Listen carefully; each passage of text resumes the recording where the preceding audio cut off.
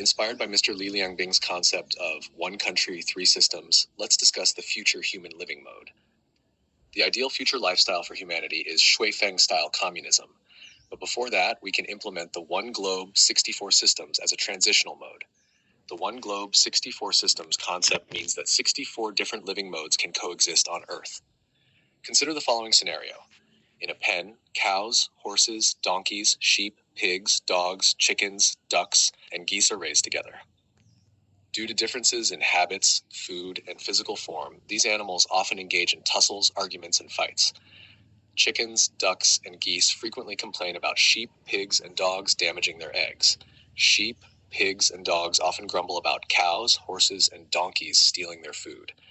Cows, horses, and donkeys often complain about chickens, ducks, and geese defecating in their feeding troughs. All animals complain about each other's excessive flatulence, making life unbearable for everyone.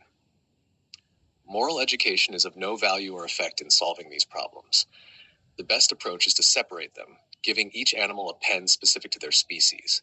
This way, the mutual complaints and torment can be avoided. Human society shares some similarities with the animal scenario described above. Some people prefer capitalist lifestyles, some prefer primitive tribal modes, some prefer socialist models, some aspire to communist ideals, some fancy anarchism, some desire democracy, and others favor dictatorship. Preferences vary greatly. Some prefer rice, others noodles, some meat, others vegetables, some monogamy, others polygamy or polyandry. Forcing people with different preferences into the same model inevitably leads to arguments, debates, and even physical conflicts. The way to eliminate these conflicts is to let everyone live in their preferred circle. Hence, my idea of one globe, 64 systems. For example, all white people could move to Europe, all black people to Africa, and all Asians to Asia, eliminating racial discrimination. Those who prefer capitalism could live under a capitalist system, socialists under socialism, and communists under communism. Similarly, Christians could gather in one place, Muslims in another, and Buddhists in yet another. Those who prefer noodles could eat noodles, and those who prefer rice could eat rice. Meat lovers could gather together, as could vegetarians.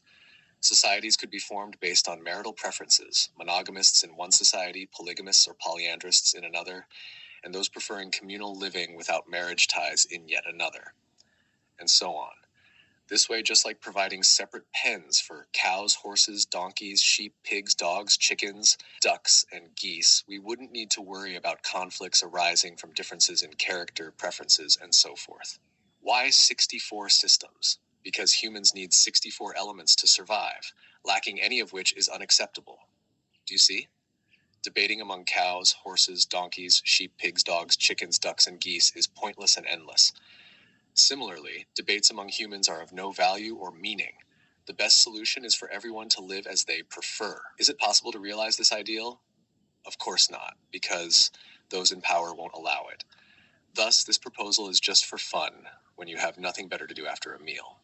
April 13, 2021.